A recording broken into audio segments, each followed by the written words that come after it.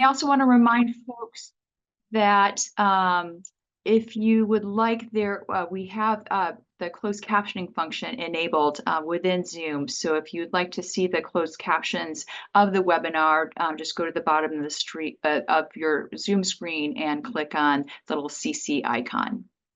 So if you've been to a webinar before for the I-STARR project, you'll recall that it's supported by a grant from the National Institute on Drug Abuse, and it's part of the larger NIH initiative called Helping to End Addiction Long Term, or the HEAL initiative. It's also one of several projects that comprise the Consortium on Addiction Recovery Science, or the COARS network. Let's go to the next slide. So I am Dr. Amy Maracle. I'm a research scientist in the Alcohol Research Group at the Public Health Institute. I co-lead the I-STARR project with Dr. Karin Masson, who's a professor of psychiatry in the School of Medicine at the University of California, San Francisco, or UCSF. The team also includes co-investigators Sarah Zemore, who you'll be hearing from today, and Lenny Jason, as well as biostatisticians Mina Subbaraman and Liba Lee, communications specialists Diane Schmidt and Dustin Kebsu, and the team's project coordinator is Quinoja Capitani. Let's go to the next slide. So the I-STARR project activities are guided by an amazing 17-member advisory board comprised of a diverse group of leaders from across the country. So our advisory board consists of folks who represent recovery and recovery housing leaders, treatment providers and payers, national policy advocates, as well as researchers and educators. Let's go to the next slide.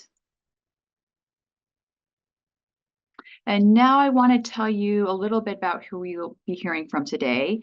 I'm very excited to be introducing two quite accomplished speakers, Dr. Sarah Zemore and Dr. Barry Ryman. We'll first hear from Dr. Zemore, who's a senior scientist in the Alcohol Research Group at the Public Health Institute. So Sarah's trained as a social psychiatrist or social psychologist, and has wide-ranging interests in alcohol and drugs with a particular focus on aspects of treatment and recovery. She has extensive research experience on mutual help groups, effectiveness, and mechanisms of action, and she's led multiple NIAAA-funded studies collecting national data to examine the nature and benefits of 12-step groups and secular alternatives to these groups. So Dr. Zemore also has research interest in racial and ethnic, cultural, and gender disparities in relation to substance use problems, treatment, and recovery. She served on the editorial boards of the Journal of Studies on Alcohol and Drugs, as well as Alcohol Research and Current Reviews. She's also served as a member and chair of NIAAA's Initial Review Group on Epidemiology, Prevention, and Behavioral Research. So that's Dr. Zemore, who's amazing. I'm very excited about this. We'll also hear from Dr. Barry Ryman. Dr. Ryman is the VP of Business Development for Recovery Unplugged Behavioral Health, and has been featured as a guest on several daytime television programs like Dr. Phil, The Doctors, and Face the Truth with Vivica Fox. So working in the field of addiction treatment for close to 2 decades, Dr. Barry, as he likes to be called, has developed an acute understanding and passion for treating those struggling with substance use disorders. His career in the treatment field stems from his personal connection to addiction. So Dr. Barry has been in recovery since June of 1996, and has dedicated his professional and personal life to facilitating change in the lives of people looking for a way out of their addiction. His passion and thirst for knowledge has led him to becoming one of the treatment industry's leading influencers. So with those introductions, I want to turn things over first to Dr. Zemore to get things started on the topic of MOUD and mutual help groups. Dr. Zemore, take it away. Hi, everyone. Can you all see my slide right now? My first slide? Okay. Yeah, so I'm Sarah Zemore. I'm going to be talking today about medications for opiate use disorder and mutual help groups. Thanks, Amy, so much for that introduction, and it's great to see all of you today. Okay, so I'm going to be starting broad. I'll start talking about the place of mutual help groups in recovery-oriented systems of care broadly, including both 12-step groups and also second wave alternatives. So those are groups like Smart Recovery, and they were formed in the 1970s and onwards with philosophies that differ from the 12-step approach. So for example, they might focus on scientific principles like cognitive behavioral therapy or just something else, religious principles or something else. Then I'll also talk about potential challenges for individuals prescribed MOUD, which I'll abbreviate here as IP-MOUD, in using mutual help. And then finally, I'll go to studies addressing how this population fares in mutual help groups.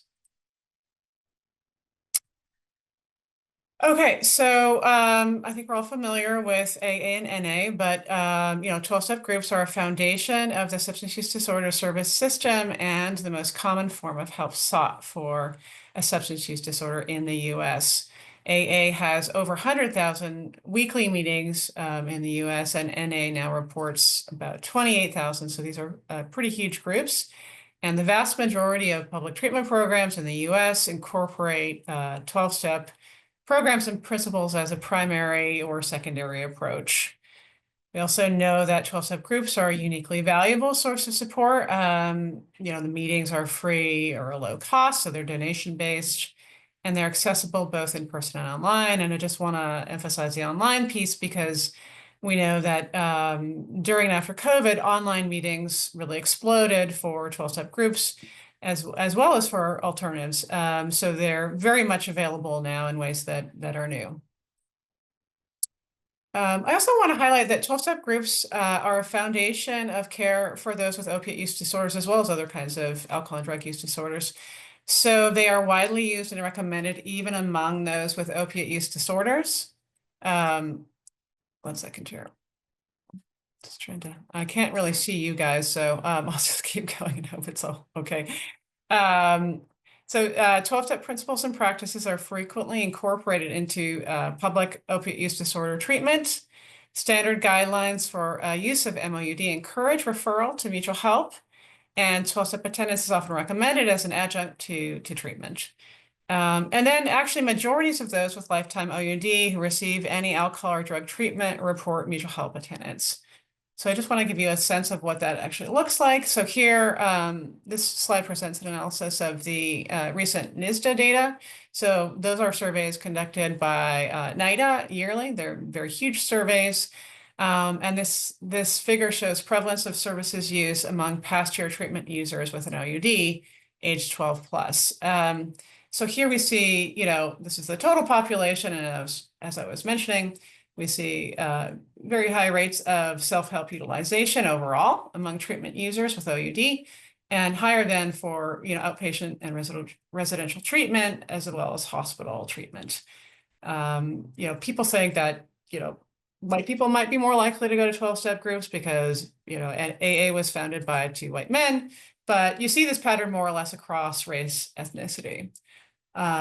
So yeah. This is kind of another perspective on the same topic.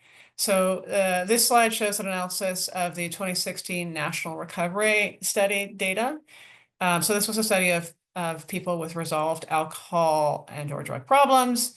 And here we're looking at utilization of services among those with prior opioid problems with the light gray bars, and then prior alcohol problems with the darker bars.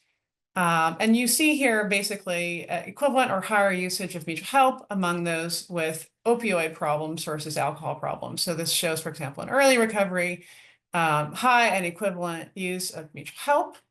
And then in middle recovery, so folks have been in recovery for 1 to 5 years, substantially higher use of mutual help among those reporting a prior opioid problem versus alcohol problem. So, most of the work that has been done on the effectiveness of 12-step programs has focused on alcohol. So we have quite a lot of observational studies showing associations between higher 12-step meeting attendance and involvement and better recovery outcomes. But then we also have data from randomized clinical trials. So those trials have tested the effectiveness of 12-step facilitation interventions compared to alternatives. And so I'm going to abbreviate those as TSF, but those are interventions basically that encourage and support attendance at 12-step groups as part of recovery. So there have been 27 high-quality studies testing the effects of TSF versus other treatments, such as cognitive behavioral therapy for alcohol outcomes. And these studies have been reviewed by John Kelly and colleagues in the 2020 Cochrane Review, with very positive results. So compared to other treatments, they found that TSF interventions are as or more effective for abstinence, at least as effective for other alcohol outcomes, and substantially more cost effective. This just gives you an example from one of those studies looking at TSF, a randomized clinical trial. This is a classic study, Project Match. And here, people with alcohol use disorder were assigned to TSF or to cognitive behavioral therapy or motivational enhancement therapy. And you can see at both year 1 and year 3 that rates of abstinence in the past 3 months were higher among those assigned to TSF versus the other conditions. So there's much smaller evidence base in regard to the effectiveness of 12-step for drug use disorders. This is kind of surprising, but there are fewer observational studies, mostly focused on cocaine and heroin, and then also fewer randomized TSF trials. But Keith Humphreys recently reviewed 6 federally funded randomized trials looking at TSF versus other treatments for drug outcomes, and found, in contrast with the alcohol literature, that TSF was just less effective in general at getting people to get involved with 12-step groups. So TSF had minimal effect on 12-step meeting attendance among those with drug use disorder. So you couldn't really test in the context of randomized trials whether 12-step was effective, and the authors speculated that this could be due to lower meeting availability and or more challenging lives among those with drug use disorders. However, just sort of looking correlationally, the team also reported that greater 12-step participation predicted reduced use of and problems with illicit drugs. So those results are positive, but the effects of 12-step participation were strongest for alcohol outcomes. So looking by drug type, we found the strongest effects for alcohol, followed by marijuana and cocaine, and then heroin was the last, where it was weakest there. And the authors thought that these weaker effects could be due to, at least in part, the lack of old timers at NA and other drug-focused meetings. Okay, so that's sort of the evidence base on 12-step for alcohol and drug problems. I do want to make a point about, or say a bit about second wave mutual health groups, because they are prevalent and growing. So this slide basically shows you, I think the second wave groups that are the most important and or prevalent. So these are all abstinence-focused groups, and they are all focused on alcohol and drugs, with the exception of SMART recovery, which is focused on all addictive behavior. So the first one was Women for Sobriety, which was formed in 1975. Then there was Secular Organization for Sobriety, and then Life Ring Secular Recovery split off from that. In 1991, Celebrate Recovery was founded. And then after that, we have Smart Recovery, which is the largest alternative. Smart is also different from the others in the sense that some of the meetings are professionally led, whereas the other ones are all peer-led. And then the final groups to emerge were Refuge Recovery and Recovery Dharma. So Recovery Dharma split off recently from Refuge Recovery, and both of those groups now coexist as options. So there has been a little bit of work on these alternatives, but it's still scant. So multiple studies have focused on SMART, which reports over 1,000 in-person or hybrid meetings and almost 500 online meetings in the US alone. There have also been some cross-sectional studies looking at WFS, SOS, recovery Dharma, and multiple groups, so studying multiple second wave alternatives at once. So there's some work out there, but very few studies have looked at efficacy and almost none have looked at comparative efficacy. So by comparative efficacy, I mean, essentially the effectiveness of these groups compared to 12-step. So this research gap led our team to seek funding for the peer alternatives for addictions studies. It's actually a study that was implemented in two cohorts because that's basically how the money came in. But these studies use parallel designs and measures so that we can combine the data to look at our questions of interest. So we had baseline cohorts in 2015 and 2021. But these constitute the first longitudinal comparative studies examining the efficacy of 12-step and other mutual help groups for addiction, and they were funded by NAAA. I'll just say a brief word about some of our main results here. So we, again, collected baseline data in 2015 and 2021 via collaboration with the directors of the mutual help groups that we were interested in, which included Women for Sobriety, LifeRing, and SMART. And we collected also a 12-step sample from recovery-related organizations, including In the Rooms and Faces and Voices of Recovery. So we implemented online surveys at baseline, 6 months and 12 months. And I just wanted to make a note that, we did have to do extensive data cleaning, particularly for PAL2, where 87% of our baseline surveys were eliminated. So you can see we started out with about 4,000 completed baselines and ended up with 531. This was an open link survey. So that has, I think, become increasingly not viable. So we've written about this, and I just did want to point that out. Okay, this is just a little overview of what our sample looked like. We got a nice representation of participants across different mutual help group choices, including participants who were attending multiple groups at baseline. And this is a pretty large part of the sample. These were people that were mainly attending AA and a second wave alternative. We also got good representation across baseline attendance mode, meaning in-person only, online only, or both. And that was important because we had a secondary aim of looking at how that related to outcomes. And then most were severe, had reported severe lifetime alcohol use disorder. Now, again, our first question was, how effective are these second wave alternatives compared to 12-step? And so we combined the data and looked at that question.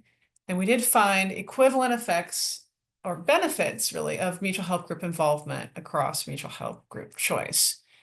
So this table looks at that in two ways. So one is just showing a multivariate analysis we did where we looked at how mutual help group involvement related to our three core outcomes, which are here, in a highly controlled model, including a bunch of covariates listed at the bottom here.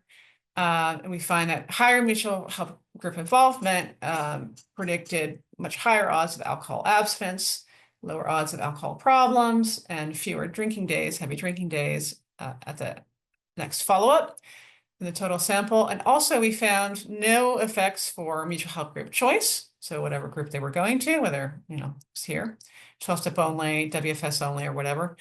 And also no interactions between mutual help group involvement and mutual help group choice, suggesting that, again, effects or benefits are equivalent. And then this latter part of the table shows the effects for lagged mutual help group involvement in bivariate stratified models. So here we didn't, have the statistical power to include covariates, but it just kind of gives you a picture of what we were seeing. So, we're looking at the effects among folks attending 12-step only and so on for the other groups.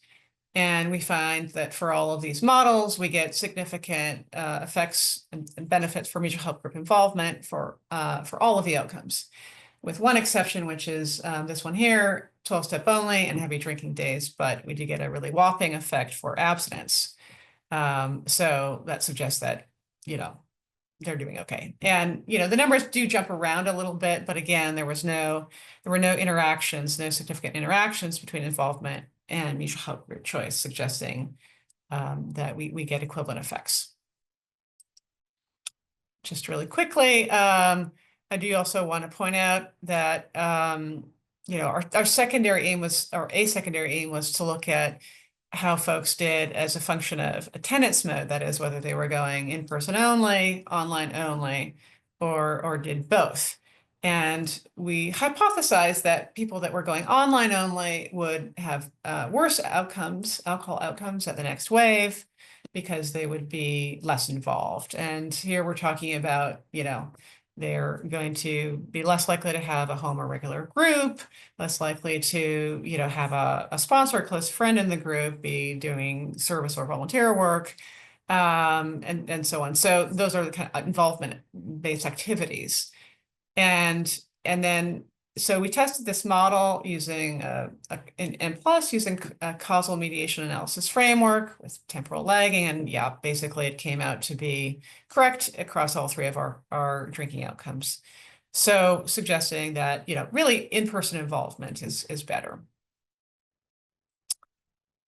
Okay, so that's a little picture of, mutual help groups broadly. Now, I want to talk a little bit about potential challenges for individuals prescribed MOUD in utilizing mutual help. Now, I'm sure you all know that mutual help groups may not be accepting of individuals prescribed MOUD.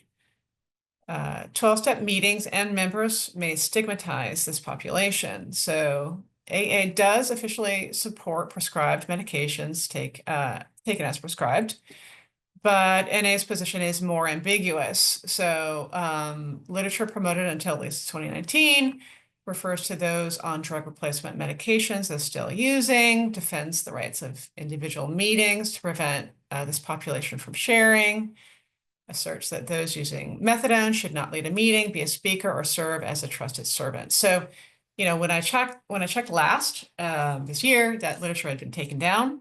So, but it was promoted until recently. NA now addresses medication and recovery in its pamphlet in times of illness. So suggesting that medication can be part of recovery, but comes with risks and may preclude full NA participation. So, and it talks a lot, this pamphlet talks a lot about how other NA members may want to monitor, people who are taking and are prescribed MOUD, and, it's framed as sort of treatment for an illness. So not a wholly positive view on MOUD. So consistent with this not wholly positive view, qualitative studies do confirm that individuals prescribed MOUD who attend 12-step can experience stigma. So there are a number of these qualitative studies, and they find that, NA members can be critical of MOUD, especially methadone, which, is more visually or visibly altering. NA members may also encourage individuals prescribed MOUD to shorten their treatment duration, prohibit them from speaking at meetings, refuse to sponsor them, and reject claims of recovery time. So that's all pretty challenging stuff. So in response, individuals prescribed MOUD can feel shame and anger. They can have quite a number of responses, ranging from, probably less adaptive to more adaptive. Maybe they engage in some cognitive reframing. But it's not really clear, how common all of these things are, and what, leads to more success in finding a meeting that works and can be supportive.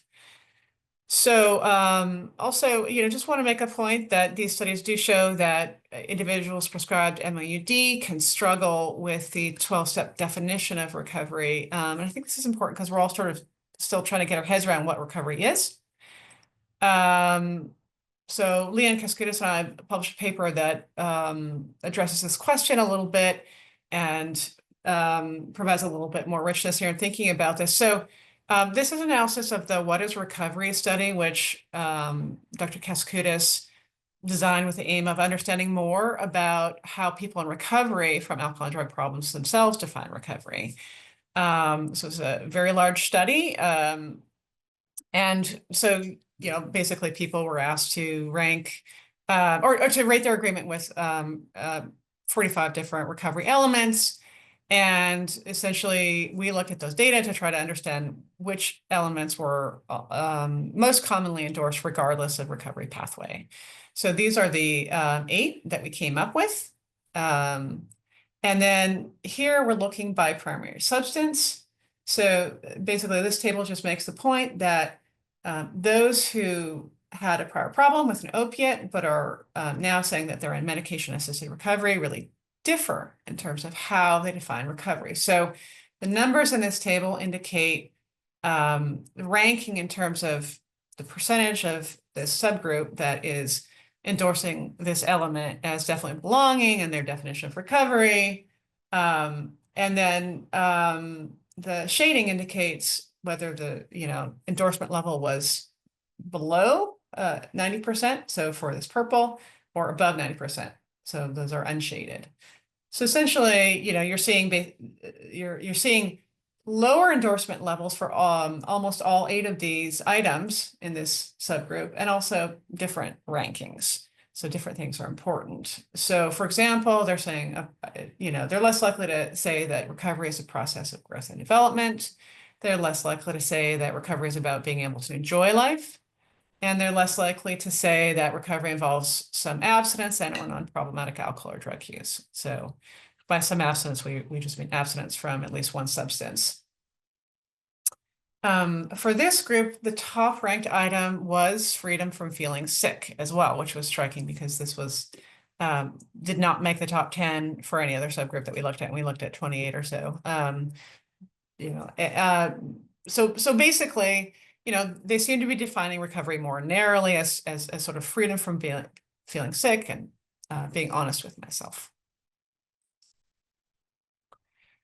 Okay, so, specialized 12-step meetings and alternative groups may be more welcoming, but they also have their own limitations. So I just wanted to mention there is a group called Medication Assisted Recovery Anonymous that can provide peer support for individuals prescribed MOUD, as well as others prescribed medications for other SUDs. And then also several second wave mutual health groups officially embrace MOUD. On this point, I do want to emphasize a finding from Brandon Berkman and his team who analyzed the National Recovery Survey, which I mentioned previously, and found that attending a non-12-step mutual health group was a unique predictor of positive attitudes toward opioid agonists among people in self-reported recovery. So this suggests that, that people attending these groups, not, the organizations are positive, but also the people attending these groups are positive toward MOUD. But, the availability of these kinds of meetings can be limited, particularly for, in-person attendance. And again, we're finding that in-person attendance is most effective. Also, the numbers of individuals prescribed MOUD can be small in second wave mutual health groups. And little is known about how individuals prescribed MOUD fare in such groups. Okay, so finally, I want to talk about studies addressing how individuals prescribed MOUD fare in mutual health groups. So there have been a few observational studies that have examined 12-step involvement and outcomes among individuals prescribed MOUD. I found 7 of them. And those studies have examined basically samples receiving MOUD and tested associations between 12-step involvement and the respondent outcomes. So these populations were taking buprenorphine naloxone, or naltrexone, and all of them showed associations between greater 12-step involvement. Again, that could mean attendance, but also activity, participation, and higher MOUD retention or compliance, and higher odds of opioid abstinence at follow-up. So these are quite positive results. They have also found generally high levels of 12-step attendance, which may be a bit surprising. So this is just an example of that kind of work. So this study shows, this slide shows a study by Klein and colleagues looking at associations between 12-step meeting attendance and MOUD compliance at 6 months among patients receiving 12-step oriented treatment. So they first went to residential and then they went to outpatient. So they were taking either buprenorphine naloxone or oral naltrexone or injectable naltrexone. And here we're looking at the association between MOUD compliance and 12-step meetings attended in the prior 5 months. And you can see that essentially the number of 12-step meetings attended was higher among those who were compliant with their oral naltrexone and their injectable naltrexone compared to not compliant. So, of course, this kind of result can be interpreted in a couple different ways. It may be that, folks that were compliant were also very motivated to recover, and so they went to more 12-step. But I think in general, you would say that these results are also positive or suggest positive effects for 12-step involvement because, in other words, people who are going to 12-step meetings are not stopping their medication because otherwise you would see the reverse effect.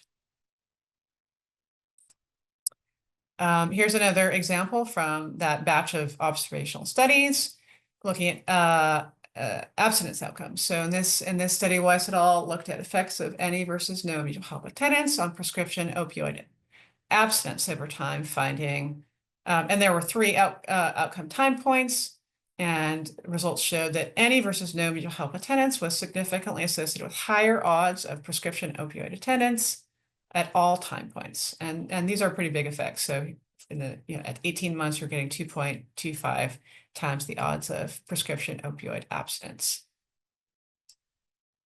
I know I'm running out of time a little bit. So I just want to talk a little bit about this randomized trial too. There has been one randomized trial testing the effectiveness of TSF among individuals prescribed MOUD. And remember, TSF stands for 12-step facilitation.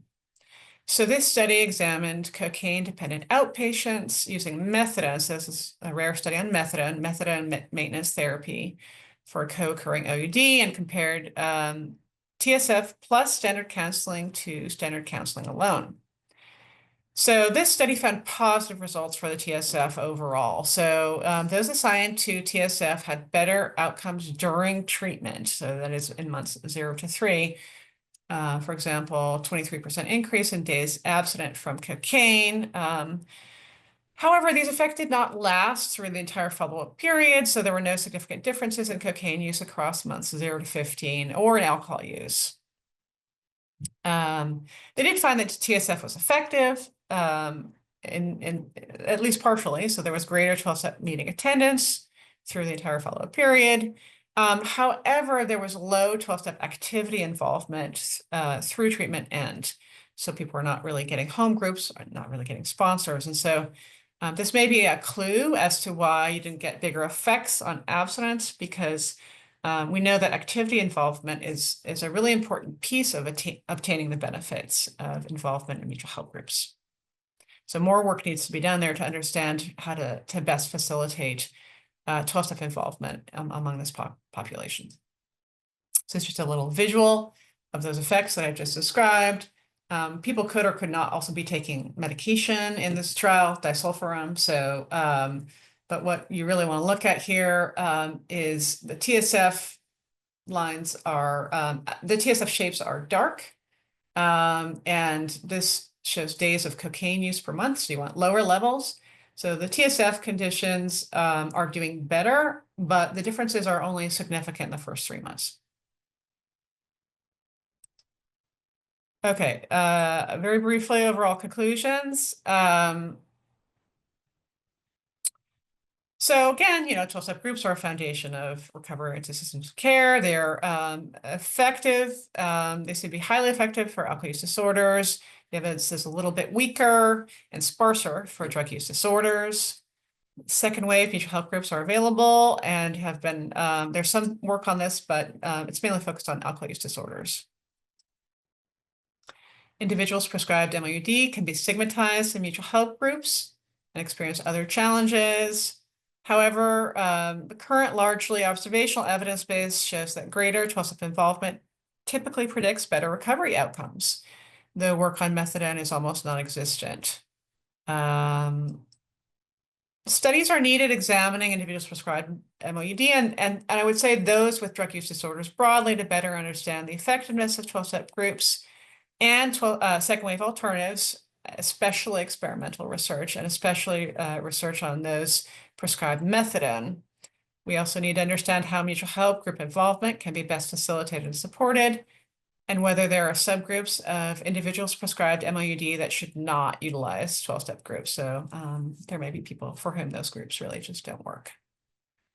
Okay, so I'm going to try to stop sharing now so that Barry, oh, I think you can stop sharing for me, right, Dustin? So, oh, good, I can see everyone again. Okay. Okay, Barry, you have your 15 minutes. Okay. Thank you for that, Dr. Seymour, and thank you for having me. I apologize in advance. I came down with a little bit of a cold over the past couple of days, so if you hear my voice crack, know that I have definitely been through puberty before already, and hopefully it will not be happening again. This was really interesting stuff. Just to kind of qualify a little bit and share a little bit of my background for anybody who joined the call a little late.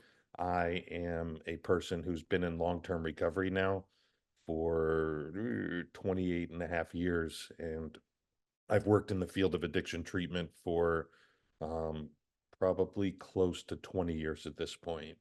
So I've seen a lot of iterations between my own personal life and being involved in these mutual help groups like Narcotics Anonymous or Alcoholics Anonymous.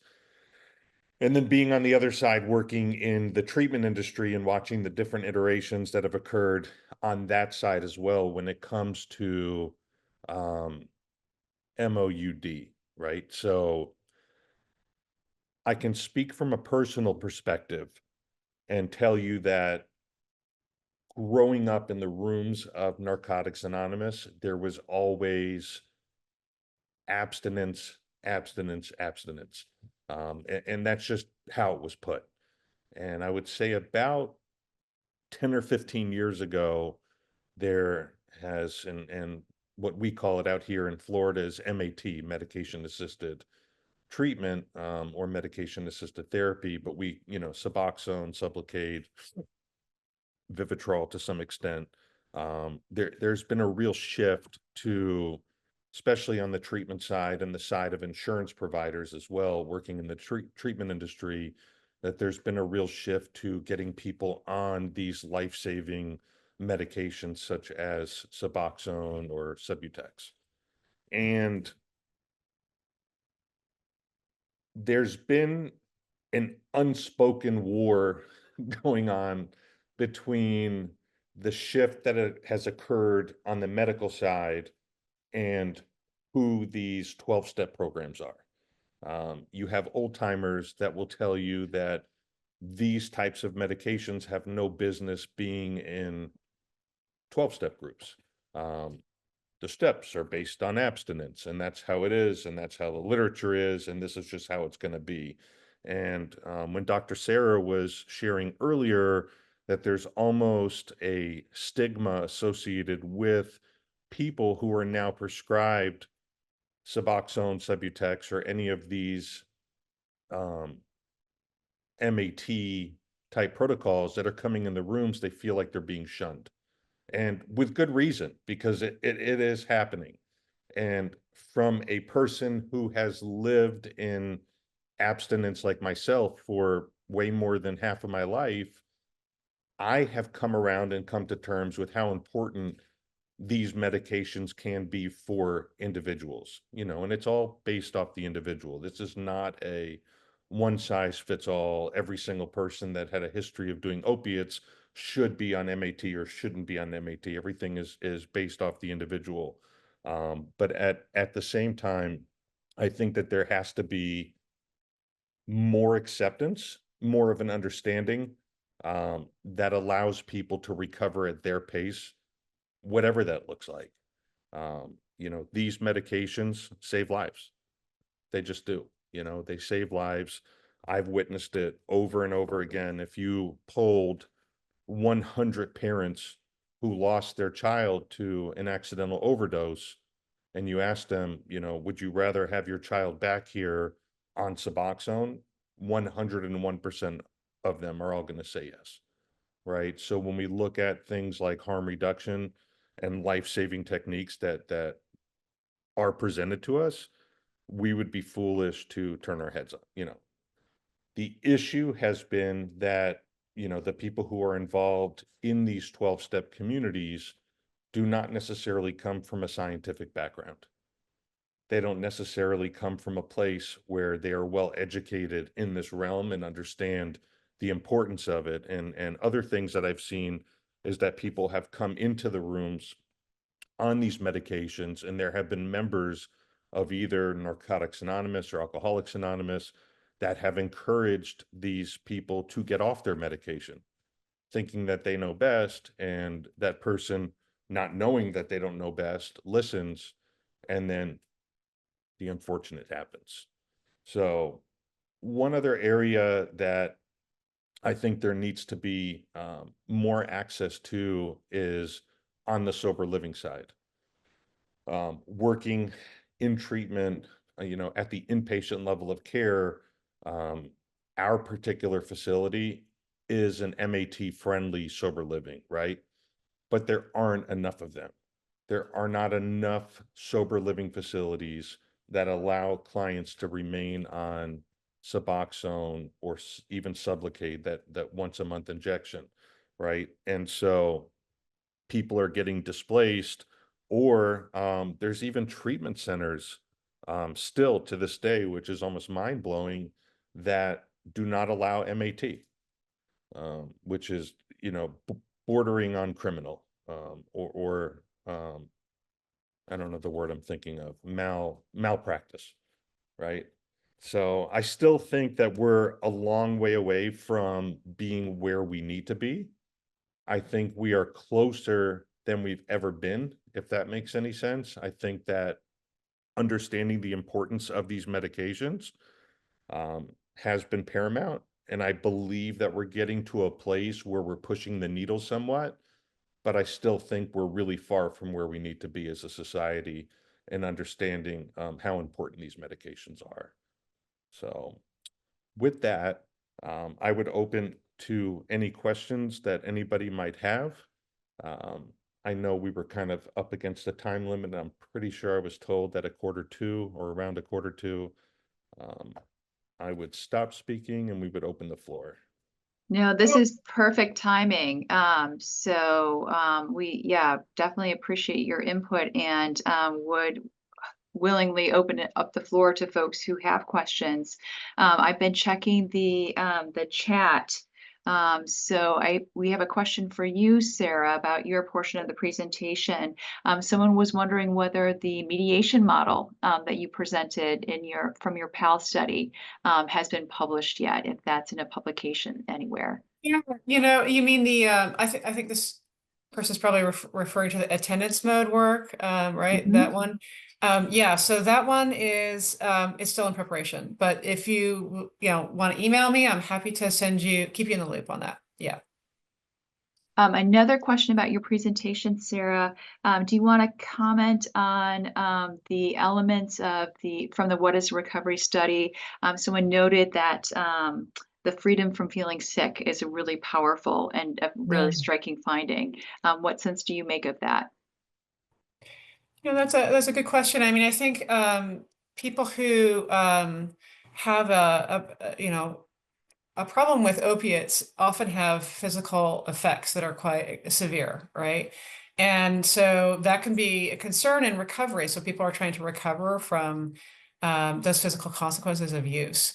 And, withdrawal can also cause severe consequences, right? So they're trying to manage withdrawal. And so taking, MOUD can help with that. And so I think the focus can be sort of more physical and more medical because of that extreme toll on the body that people are experiencing. That is how I'm, that's what I'm guessing. but they're just like, seems to be more sort of medical framing of the problem in general, that people aren't thinking about recovery as sort of like holistic, whole person change. It's a more narrow conception. I mean, at least among those who are drawn to medications for treatment. Excellent. And I would encourage folks to continue dropping questions into the chat. But at this point in our kind of discussion Q&A session, feel free to raise your virtual hand or unmute yourself and ask questions for Dr. Seymour or Dr. Berry. I have a question for Dr. Berry. So what would you yeah, I mean, I definitely hear you that we still have a ways to go. Given your time in the field, what do you think has been the most important producer of change thus far, and how people are feeling and about MOUD and being accepting of MOUD in mutual help groups? What do you think has been the biggest change factor?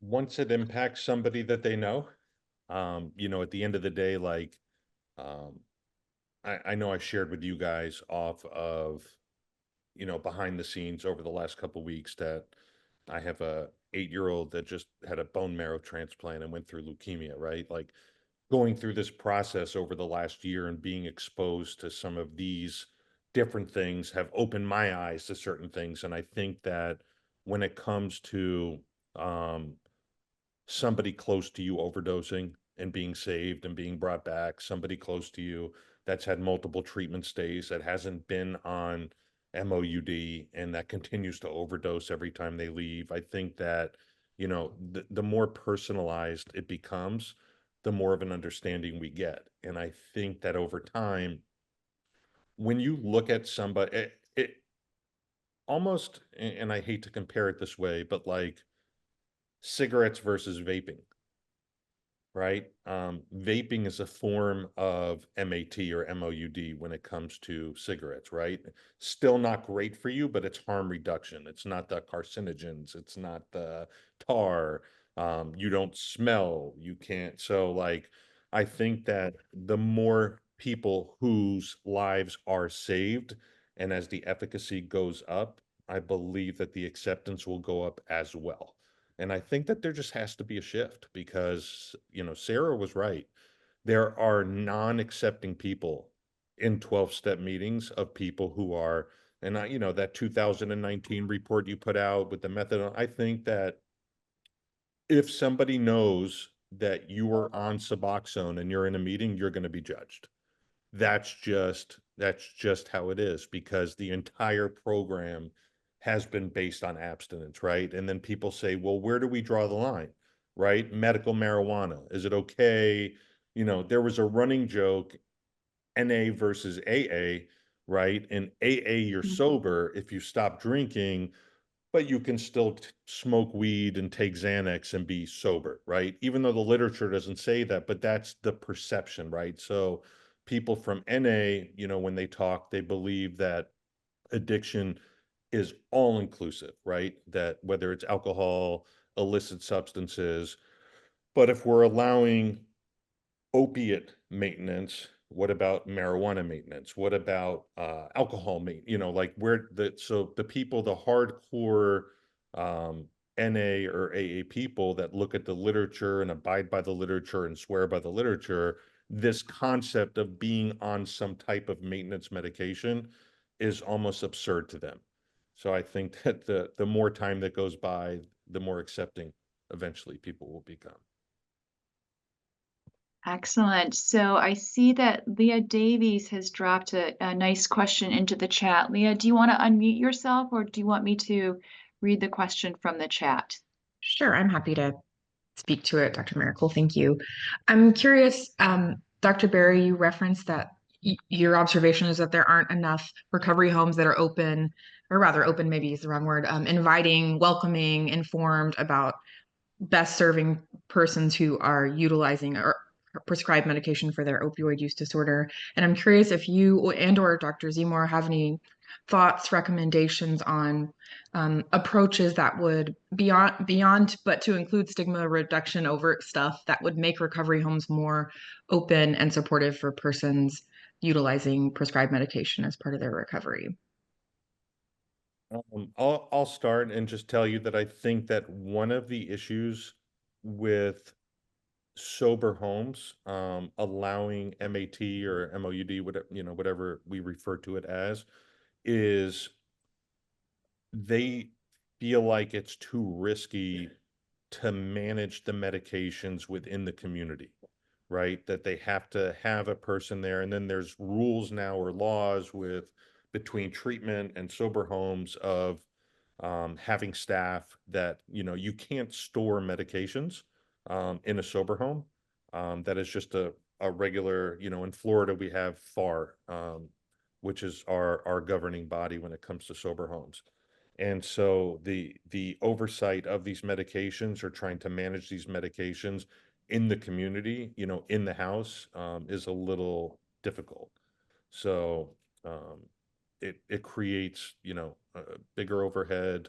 They have to staff people. They have to have more oversight. I don't know, to be honest. But there's a very, and I live in Florida, in Southern Florida, where we have a ton of treatment centers, right? And now, thank God, really, really good treatment centers. A number of years ago, we probably couldn't have said the same thing. And we have a lot of oversight here, and there's a lot of stipulations and a lot of rules. And I think I know of 2 sober houses that allow MAT. That's it. Can I say something? Yep, go ahead. Just want to, first of all, if y'all see Paula Harrington as a note taker, I don't know why that keeps coming up. I didn't do it. But what I want to say, I'm a person in long-term recovery, and I was a heroin addict for 30 years, and I'm coming up on 27 years. And I was one of those people. And I still have a home group and all that, but I went through methadone and I wasn't ready. And so I took that view. And so when I got into a 12-step process, I was like, it doesn't work. But what I realized later on by me going and getting more involved, because I work for Oxford House and I'm on the board of the Freedom House Recovery Center, I just became a recovery coach. I'm a peer. And once I broadened my knowledge, because if I'm going to be in this field, I need to understand more. And so once I became a recovery coach, and now I'm a recovery coach professional, I had that aha moment. Like if I in fact think this is a disease, all diseases have different treatments. So I just kind of do it like that. And my goal now, and like I live in Durham, we have a housing subcommittee for, opiates and stuff where we actually we did a fact sheet, and we actually go to treat different treatment houses that don't want MOD and try to educate them, by having a fact sheet about it. That's been very supportive. At the Oxford House, we used to not have we call it MAR, Medical Assisted Recovery, but now we do. We have lock boxes, for the residents so they can keep it, it's theirs. If they leave, it's theirs. So things like that. But when I understand about the stigma, we got a ways to go with that. But what I tell people, because I'm a sponsor and I have a home group, is that you don't have to come in the meeting and self-report. Come in there and get the message of hope and start doing the work on yourself. And I believe that's whenever you and your provider or your doctor think it's time, then it's up to you, because I learned a long time ago when I first came around, those who matter don't judge, and those who judge don't matter. That's all I wanted to say. No, Paula, that's fabulous. And thank you for bringing up the topic of stigma and the ways to reduce it. I mean, the raising awareness that Dr. Baer was talking about, the education are definitely important strategies. And shameless plug, I do want to say that on the topic of kind of MOUD, barriers within recovery housing and capabilities. We did a webinar, I think it was in September. So Rachel Winograd, one of our I-STARR pilot study directors, is doing a study that is developing a measure to assess barriers, capacity barriers in recovery housing.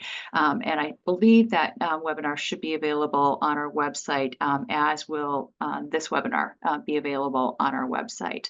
And I hate to wrap up discussion, but I do want to switch gears just a little bit because we're coming up close to the top of the hour.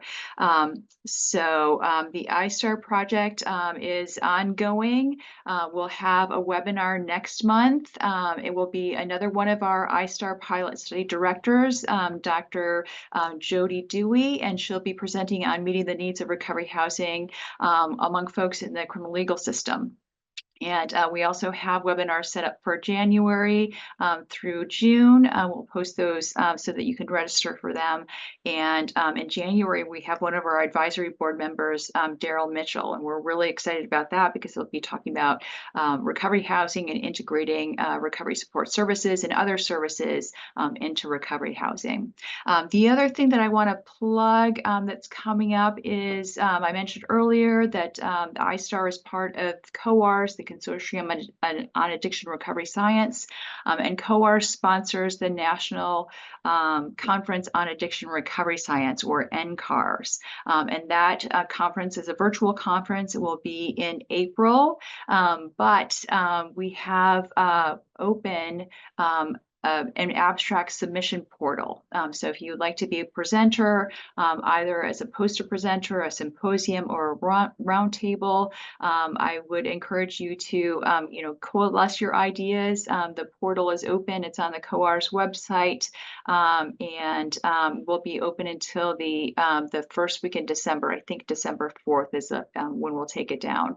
But it's an amazing conference focused specifically on addiction recovery science, and so hopefully we'll see you guys there, but also think about submitting an abstract for a presentation. I've listed on this slide how to access the I-STARR website and also our social media accounts. If you want to stay in touch, please sign up for our newsletter. If you go to the I-STARR website, you'll also see something about our webinars and our training activities. So if you've been to a webinar before, it might have been part of our training series. And our training series is something that we did. It's 12 webinars. We did it specifically a series of 12 webinars for operators and providers of recovery housing, but also for researchers who are new to recovery housing and studying recovery housing, or kind of new to the field and want to dive into recovery housing research. We've got you. We've got webinars that will get you up to speed on both of those topics. There are 12 of them. The live webinar series for the training series is done, but we have all the recordings on our learning management system. If you complete all 12 of those webinars in the training series, you can get recognized with a certificate. You can be listed on the website as someone who's completed the training series. And if you complete the provider training or provider operator training series, we can also give you CEUs, 12 CEUs for completing the 12 webinars in the series. So I hope that folks take advantage of that. We'd love to have as many people listed on there as possible and benefiting from the work that we're doing in the I-STARR project. So let's go to the last slide, and we're wrapping up roughly on time. And I just want to say thank you to Dr. Berry and Dr. Sarah Seymour. An excellent presentation. Just thank you so much for your time, your insight, your wisdom. And thank you to folks who took time out of their schedule to tune in today. We really appreciated your input as well. And we hope that we see you back at an I-STARR webinar. The next one will be in December, the third Tuesday of the month, same time. And again, the December webinar will be one of the I-STARR pilot study directors, Dr. Jody Dewey. And with that, thank you very much, and hopefully we'll see you next month.